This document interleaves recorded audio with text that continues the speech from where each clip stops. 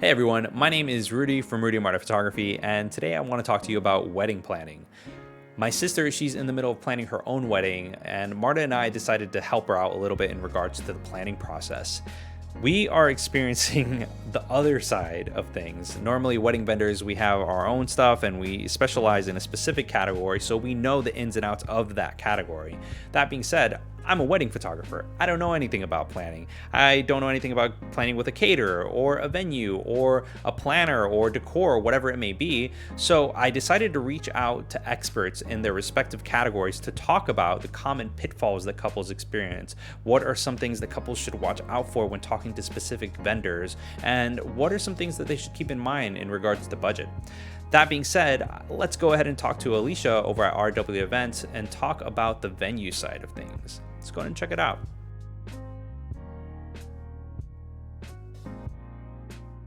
Hey everyone, this is Rudy from Rudy Marta Photography, and today I'm with Alecia over at Luxmore Grande Estate.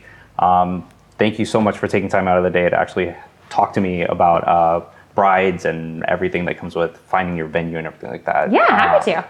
So tell me a little bit about what you do and what everything entails. Absolutely. So I'm the brand and sales manager with RW Events. So we dabble in a little bit of everything. We have venue management, which is Cypress Grove Estate House, Luxmore Grande Estate. And then we also have RW Style, which is our rentals and styling facet of the company. And we also own a retail shop called Miscellaneous Market, which is the perfect store to go to for that savvy gift giver. Wow. So you guys just do everything. We really do. It's a lot. There's never a dull moment. Never a dull moment. That pretty much explains weddings in and of itself. Yes, absolutely. That's awesome. That's awesome. So you all are in charge. You manage Cypress Grove Estate and Luxmore Grande Estate. Mm-hmm. You guys are some of the biggest venues, I feel like, in Central Florida. You know a lot about venues. You know the planning and the whole organization side of things. Mm-hmm. What would be something that you would tell a bride that's starting out in the planning process when they're first looking at a venue? What's something that they should look into? Not to wait, to be very honest, especially like you said, because both Cypress Grove and Luxmore Grande are two of the most sought after venues. And it goes for any venue, even outside of ours.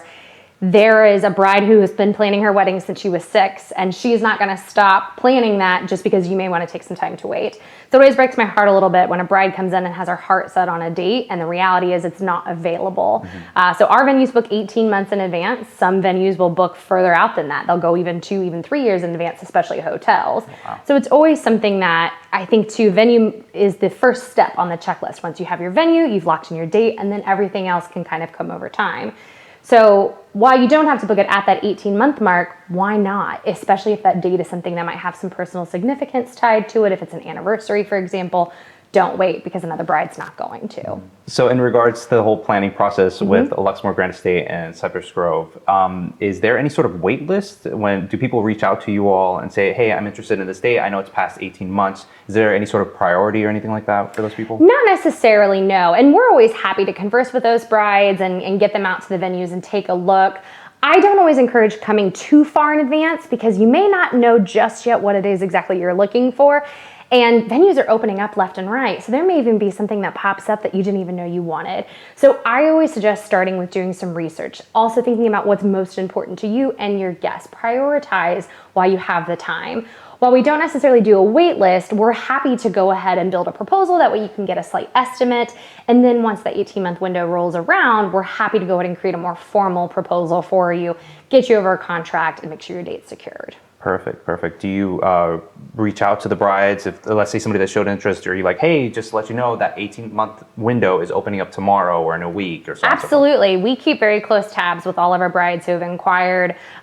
We have a lot of people who are reaching out right now for 2021 already, which seems far out, but the reality is July is just a few weeks away and we will be opening for 2021 dates. So we're happy to go ahead and start getting those brides out because it's really not that early for them to start booking. That's amazing. Wow. And crazy. Definitely a little crazy. Definitely a little crazy. But I mean, I don't know. My sister, she's in the middle of planning right now her wedding, and I'm seeing things from the other side of the spectrum, and it makes 100% sense to have that initiative and be on top of getting the date that you want because it goes like that. It does. And I think brides have a really hard time finding a balance between a date that works for them as a couple and a date that makes sense for all of their family too. And that's why a lot of brides do book almost a year and a half in advance, because they're trying to find a date that works for everybody, especially if they can't get away with a Saturday date, knowing that Fridays and Sundays might inconvenience guests if like they're traveling, for example. I personally got married on a Friday. I love Friday weddings. I think there's a lot of benefits associated with them, but we also booked a year and a half in advance. So we gave our family plenty of time. So I totally get what you mean about seeing it from the other side, having just gone through it myself. I think it helps us from a venue side relate to brides too, that so many members of our team have all planned our own weddings, because we get it. We empathize with them. We truly understand what they're going through and can kind of stress that importance and educate them on what makes the most sense. 100% correct. I feel like education is very, very important. In regards to the payment options that you have for venues, and not just Luxmore, because I feel like your experience overall in the wedding industry is pretty important, and you have a lot of insight. But in regards to payments, is there kind of like a one payment plan fits all? Are you flexible? Yes How does and that no. work? I think every venue is a little different when it comes to their flexibility. I think most venues are like ours, where they're going to require some sort of initial deposit in order to secure the date. And then after that, every venue is a little bit different when payments are due. There's usually payments made throughout the planning process. And of course, there's a final payment closer to the actual wedding date. But that's after we have those final details, what your actual guest count came in at versus what you estimated at the very beginning. While we always give you a rough estimate ahead of time, we work throughout that planning process, tweaking and adjusting those numbers, going off of your BEOs, things that you might have selected from your menu or your rentals, lighting, all those fun things, depending on the inclusions that your venue is going to offer. That's going to impact that final number and how you'll pay throughout the process. So every venue is a little different. For us, we have brides who pay every week simply because they don't want to see a big number towards the end, which is perfectly fine. And we have people who wait until the actual due date. There's no right or wrong way to do it. Just know your own comfort levels. That's awesome. So you provide the flexibility if somebody's like, hey, you know what, like I got a bonus, I'm willing to go ahead and put that towards. Absolutely. Why not? You know you have to pay for it eventually. Sometimes there's a little bit of sticker shock, especially when it comes to weddings. Yes, that's true. So why not go ahead and just pay down the balance? For the budget conscious bride, is there any day in the week that would be either less expensive or more budget friendly? Absolutely. And again, every venue is going to be a little bit different. I think weekdays in general tend to be a little more inexpensive for all vendors in the wedding industry, just because they're not necessarily the go-to dates for people. But there's also, well, again, a lot of perks with doing a weekday. Not only are vendors usually more readily available, so you're probably going to get to guarantee somebody you may not originally have been able to get. They're also probably going to lend you some sort of discount. You're probably going to have family who is going to travel no matter what. That's the biggest thing I always tell people. At the end of the day, the people who want to be there are going to be there no matter what. And realistically, you're giving them a year's plus notice to get there. So for us, I can say that we do extend weekday discount. So if we do have a bride who's looking to maybe save, that's always my first go-to recommendation. I think Thursdays are really popular for brides. It's a great way to kind of kickstart a long weekend. How often do we wish we had a longer weekend? It's a great way to kick off activities, especially for brides with a lot of out-of-towners. We're noticing Thursdays are really popular because they are planning full weekends of activities. They might be going to a theme park for a day or doing a send-off brunch or a backyard barbecue. So why not take advantage of the discounts that are there? That sounds amazing. Honestly, it makes a lot of sense too, especially when you're talking about destination weddings and kind of make the weekend. That's honestly, that's perfect. That's perfect. Let's say you have a bride that books with you and they go ahead and they have their date logged, everything's hunky-dory. Say something happens, they have to cancel their wedding. How does the cancellation work? Are they able to move the date? How does it work for you all? Black and white answer is no. Of course, we're also real human beings and we understand that things happen. So I wish I could tell you that we haven't had to make exceptions in the past, but unfortunately there are things that have led to that. So it's always just a conversation. We're very open and honest with our couples and we ask that they do the same thing with us. I think most vendors are that way. But if we have somebody who perhaps decided on a Saturday date in the fall and all of a sudden they decided they wanted a spring date, we're not necessarily going to waive a cancellation fee because the reality is you have held on to that date and there might have been other brides wanting it who ultimately didn't get their hands on it. So if you would like to change your date, it is considered a new booking with us. And that makes 100% sense because I mean, you're pushing away business for that specific date. So there are damages that come into account. Yeah. That makes sense, 100%. A lot of venues, they have a preferred vendors list. where they have a lot of vetted and verified vendors that they prefer to work with. I know that you all have one. Is there a reason why a bride should stick with that? Yes.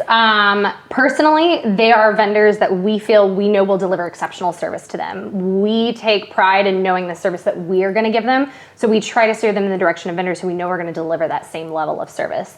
They're people who are familiar with the venues. They're familiar with our policies, procedures. They know how the ins and outs of the venue work. So the reality is it's just going to be a little more seamless for the bride and groom on wedding day.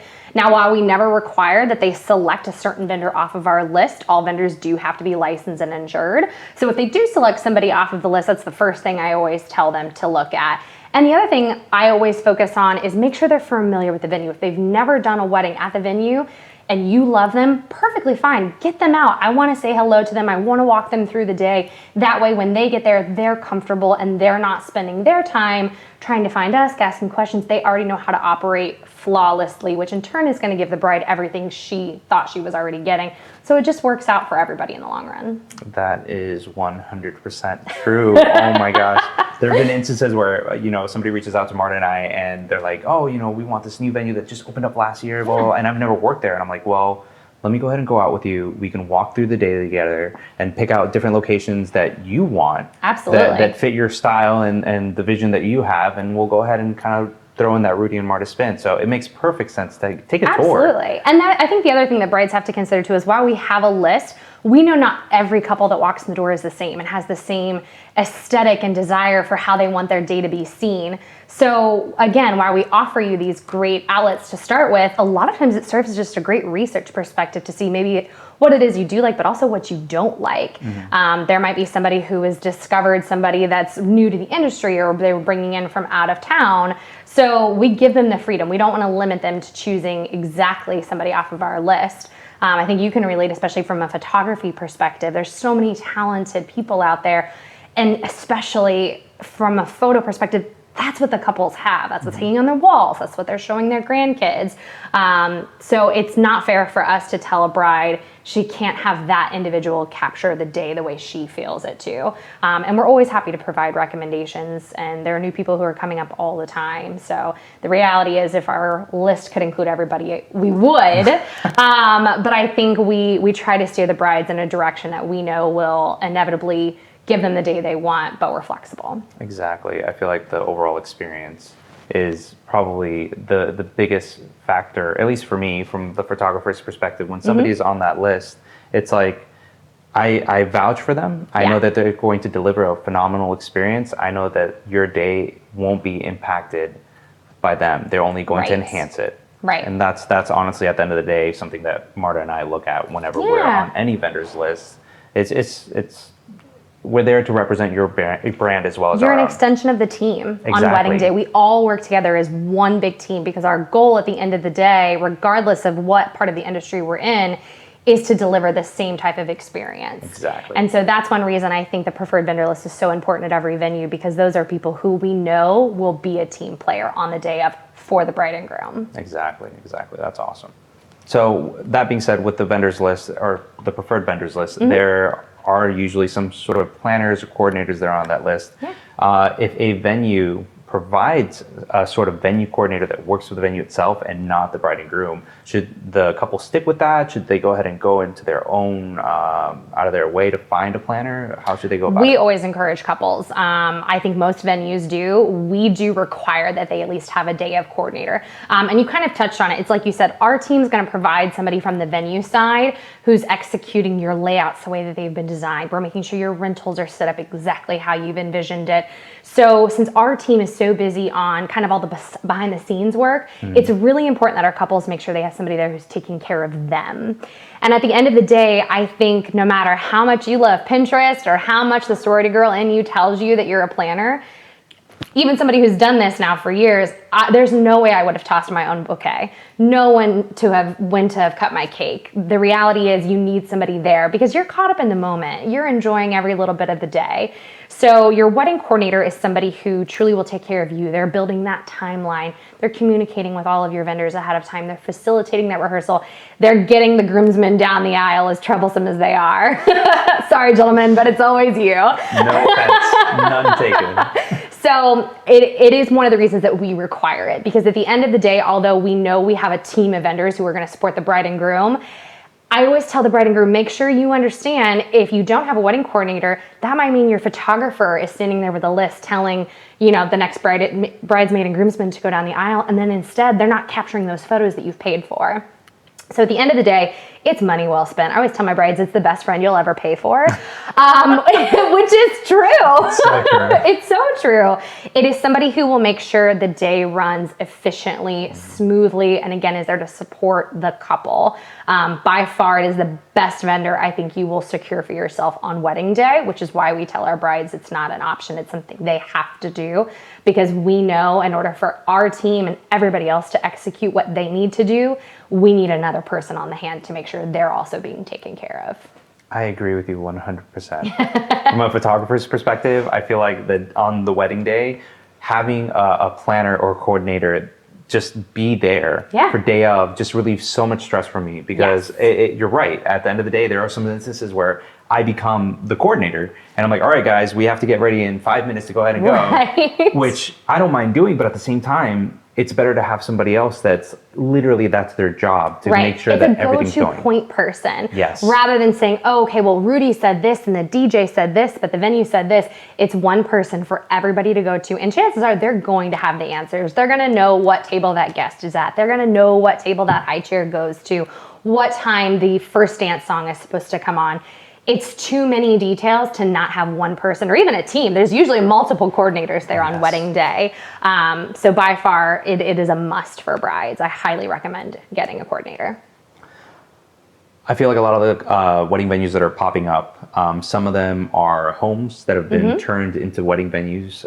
Some of them are older properties that are owned by the city that somebody comes in, it's like, hey, I can manage it for you to go ahead and sell weddings for you, things like that. And some of those venues are in neighborhoods or they're near neighborhoods that have a very early noise ordinance clause or anything like that. Is that something that a couple should be worried about when? Not necessarily. I think what I always tell my couples, and maybe this is something because this is what our venues work with, is you've got full day access. You've got time to have as much party time as you want. And if somebody really wants to keep the party going, they're going to find a place to go, whether it's a hotel room or a nearby bar. They're going to continue the party if they want to do so. At our venues, we have Cypress Grove Estate House, for example, that is a 10 p.m. cutoff point. And that is because not only are we all outdoors, but we're on a residential lake. And we need to be kind and courteous to the surrounding neighbors. And the reality is too, again, Cypress especially is super close to downtown. There's a lot of people who will go out at the bars or perhaps go to a hotel. Luxmore, we've got an indoor ballroom, so we've got a little more flexibility. We can go a little later. But the reality is, at the end of a wedding, I think people think they just want to party on, and as fun as it is, you're exhausted. At least I was. Yes. I was ready to go to bed. Right, you're right, 100%. You're exhausted, especially after 4 or 5 hours of drinking and dancing and being on your feet. Usually once you get on your bus and you're headed out of here, people are like, oh, I'm tired. Yeah. Never mind. Maybe I won't go out. And I think all venues carry some sort of noise restriction. It's a question that I always tell couples to ask, just because it's better to know ahead of time. You don't want your guest expectations to be that you're going until 2 o'clock in the morning, because the reality is, unless you're at a hotel ballroom, that's probably not the case. So it never hurts to ask. That's smart. Very, very smart. So let's say you have a consultation with the bride and you go ahead and do the whole tour. What are some questions that couples should ask you all? I always tell them to talk about bathrooms, parking, and insurance. Those are my 3 go-tos to make sure they cover, to be very honest with you. Parking and bathrooms are important on wedding day. So you need to make sure that they're accessible, that there's plenty to go around, because you need to make things easy for your guests. While we all want a beautiful venue with lush floral and gorgeous decorations, your guests also are going to need to have those accommodations available to them. Otherwise, they're kind of starting off like your wedding with a little bit of a rough attitude. If they can't find a parking spot, they're going to be mad at themselves if they're late to their ceremony. So always ask about ample restrooms, ample parking, and insurance is another really big one I don't think couples think about. And it's not that the couple has to purchase additional insurance, but it's making sure that your venues are insured, your caterers, all of your vendors carry that. That's going to protect them as a client. And it's not necessarily the first thing people think about, but it's definitely a red flag if they don't have it. I always tell my couples to just kind of question why. A lot of people have family friends who might be talented.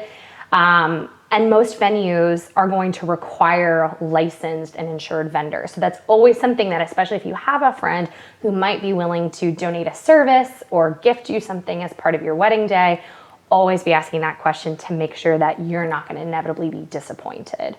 Another big thing that I think people forget to ask about is accessibility, especially if there's accommodations that need to be made for guests. And the other thing is time of year and what the day of timeline might look like. Winter months, sun is setting much earlier in Florida. So having conversations with your venue about what time you can come in, if you can have an earlier ceremony, make sure you're coordinating with your photographer about how much time they need to get all of those photos in that golden hour. That's important, and a lot of brides don't think about that. I personally didn't until I chose to get married in the month of January and realized the sun sets at 5:30 and needed to have an earlier ceremony. So that's another big thing I always recommend talking to venues about and seeing if there's a possibility of adding on more time. Cypress Grove, for example, offers a full day rental. Luxmore offers 2 different packages, one being a full day rental, which means you have more time in the day to shift up events, and that also means more time partying. Oh yeah, nothing wrong with that. Nothing wrong with that. Not at all, not at all. So there's always things that'll come up, and I think brides will naturally come up with questions as they're there and things are popping into their mind. But those are big things to think about that don't necessarily pop into your mind right away until throughout the process. So it's always good to think about those ahead of time. Perfect. You're recently married. Yeah. Congratulations, by the way. Thank you. What is a piece, maybe 2 pieces of advice that you would give someone that's engaged and in the middle of planning their wedding? Wow. From a bride's perspective. I think for me, the big thing is don't get discouraged if a date you thought you want maybe isn't available. Like I said, I'm a big believer in Friday weddings. I had my heart set on a Saturday because that's the day you get married. And for me, I realized I was going to have to wait much longer. And I already waited quite a long time to get a Saturday date. And when I started thinking about the benefits of a Friday, for us, it made sense. So that's a big piece of advice I give brides, especially if time of year is what I recommend focusing on. If you know you want maybe a dry season, good weather, nice breeze, especially if you're looking at an outdoor venue, springtime might make more sense. So don't limit yourself to one particular weekend, because the reality is it may not be available. Versus if you say, I'm open to weekends in March, chances are you're gonna find a lot more flexibility, and then you're going in with options, which I think in general just kind of lends you to a more positive mindset about the experience. The other thing I would tell brides, and I did kind of touch on this, is don't wait. And that's for anything. I learned the hard way that although there are timelines that are printed out by great resources like The Knot and Wedding Wire and Pinterest, sometimes those aren't always your best friend, and they might encourage you to book a vendor at this time. And the reality is somebody else didn't listen to that and they did it ahead of time. And I learned that myself. So as you're researching, go ahead. If you fall in love with a vendor, book them. Don't wait, because like I said, there's another bride who's not going to. Honestly, that's probably the most accurate description. Yeah. You find somebody, book them as fast as possible. You book them. And if I'm allowed to offer a third piece, if you get married outside, book a tent. Yes. Oh my gosh. 100% accurate. Yes. Always think about plan B. That's a big thing to ask any venue. Yes, plan B. Especially in Florida. It rains all the time here. It rains all the time. And while it's good luck on your wedding day, no bride believes that. So I don't know who started that rumor, but. Awesome. Well, I appreciate all of the insight. Absolutely. And I appreciate you taking time out of your crazy day. I know things are crazy over here. Yeah, I got brides to get back to, Rudy. I know. Well, anyways, thank you very much. Of course. And have a good one, all right? Thanks. You too. I hope that provided a little bit of insight into what couples should keep in mind when searching for a wedding venue, as well as booking a wedding venue, and some things that actually might happen throughout the wedding day itself.